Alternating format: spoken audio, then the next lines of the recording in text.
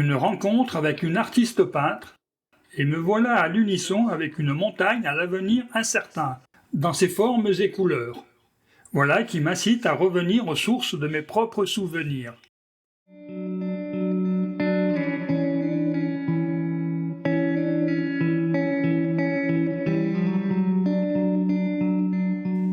Avec le réchauffement climatique, de nombreux glaciers sont en voie de disparition, avec celui-ci en tête de liste. Lors de ces dernières années, le recul du front de neige s'est fortement accéléré, ainsi que la fonte de sa masse glaciaire. La fluctuation de cette glace la rend vivante et sa mélodie devient à présent une triste complainte. Je suis d'une grande famille de glaciers au cœur des Alpes. Je suis né il y a si longtemps que je me souviens même pas de mon âge. Je sais juste que j'ai des siècles d'existence et qu'il me reste sans doute peu de temps à vivre. On me voit de loin, surtout en été, lorsque les montagnes sont vertes. Mon habit de neige éternel m'identifie au premier coup d'œil. Ah, je ne suis pas un bavard, non, un grand débonnaire, oui. Même au plus fort de mon existence, j'ai toujours essayé de préserver la vie de mes visiteurs.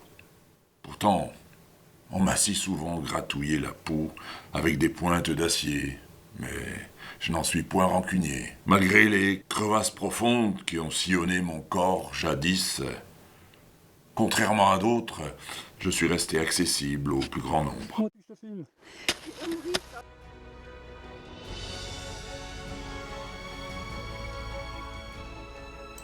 Aussi loin que je me souvienne, j'ai toujours été en lien étroit avec ce glacier. Par mon enfance au pied de ce sommet emblématique, puis avec une vie professionnelle encore plus proche de ce géant de glace. Il était alors acquis que son immortalité ne faisait aucun doute, et cette certitude le rendait inhumain à mes yeux de simple mortel. J'ai arpenté le glacier de long en large, été comme hiver, sans jamais me poser de questions existentielles sur son avenir, le mien me préoccupant bien plus. Mais voilà déjà que lors du passage aux années 2000, un léger retrait de la masse glaciaire et l'apparition encore mesurée de la roche à quelques endroits ont éveillé une toute petite suspicion, vite balayée, un immortel pouvant aussi avoir des hauts et des bas.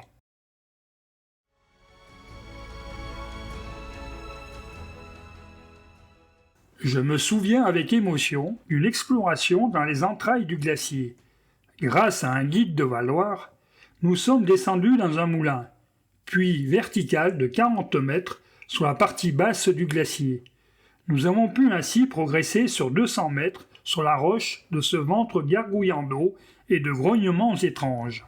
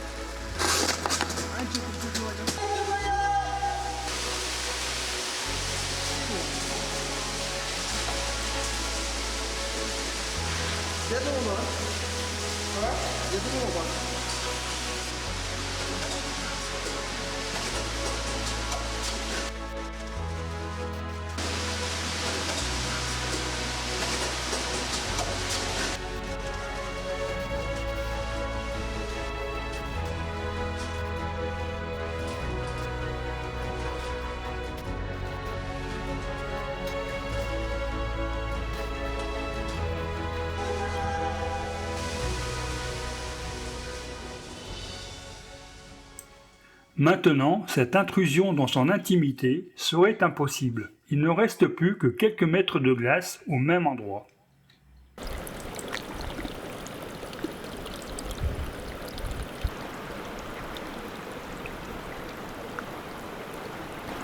Aujourd'hui, je suis en nage. J'ai chaud, si chaud. Je maigris en hiver. Et l'été, je n'ai plus assez de nourriture pour maintenir mon corps. La roche me détruit sans pitié, prend ma place et je n'y peux rien. Année 2009. L'amaigrissement estival est devenu conséquent. Ma rencontre avec une glaciologue confirmée éveille enfin une inquiétude justifiée. Les mesures des glaciologues, depuis fort longtemps déjà, établissent un lent dépérissement. Des courbes, des statistiques. À l'époque, ce n'était pourtant pas très parlant aux profanes. L'impensable se profile dans un avenir proche. L'immortel ne l'est plus. C'est assez difficile de simuler l'avenir d'un glacier, il y a plein de choses qui rentrent en jeu évidemment. Saint-Sorlin est un cas encore extrêmement facile et c'est pour ça qu'on étudie beaucoup ce glacier. D'ici 2080 environ, on annonce la fin du glacier de Saint-Sorlin, c'est-à-dire qu'il n'y aura plus d'accumulation sur le glacier. Aujourd'hui la neige s'accumule en hiver, elle s'accumule tout en haut du glacier, ce qui permet de renouveler le bas du glacier et ça dans les années 2070, 2080 effectivement on n'aura plus cette accumulation. Donc on n'aura plus de glacier, il y aura même plus de glace sur le glacier. Les premières simulations montrent qu'en 2040, on va perdre une énorme quantité de glace. Il y aura plus de glace. Si on regarde notre glacier aujourd'hui, il va rester de la glace au centre du glacier. Actuellement, là où il y en a un maximum. Aujourd'hui, on a encore à peu près 130 mètres de glace au centre du glacier. Si vraiment on regarde en direction du col des Kearney, au centre, il nous reste à peu près 130 mètres de glace.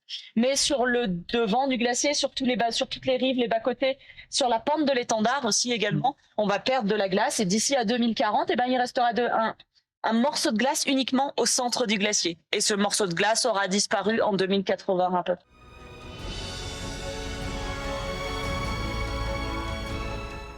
J'ai ouï dire qu'en 2040, je serai à l'agonie. Je ne peux pas y croire. Bêtises proférées par certains humains qui m'observent et me dissèquent depuis fort longtemps. Ils auront disparu avant moi, je vous le dis. D'ailleurs, n'est-ce pas les humains qui sont la cause de mon malheur? Je leur donne sans rechigner cette eau si pure qui est mon sang. Mais quand mes larmes disparaîtront et que la source sera tarie, que deviendront-ils?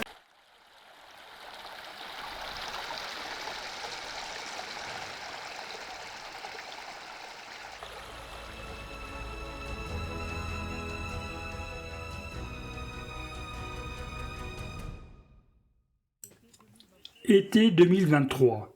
À l'aube de mes 70 ans, je fais le sommet une fois de plus, cette fois avec mon petit-fils.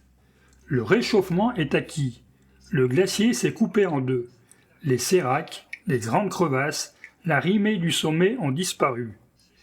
Et les souvenirs qui m'en restent s'estompent dans les méandres de ma mémoire défaillante. In the quaintest little village where time slips away, there lived a young child with dreams that couldn't stay. One summer's day, a wanderlust would arise, a longing to explore the world and touch the skies. Oh, the mountains called and the child answered true, scaling heights, a dream renewed. Glacier streams, majestic and grand, finding solace and freedom in untouched land. In the quaintest little village where time slips away, there lived a young child with dreams that couldn't stay. One summer's day, a wanderlust would arise, a longing to explore the world and touch the skies. Oh, yeah. Allez, grimpe et plante tes pieds. Tiens la corde.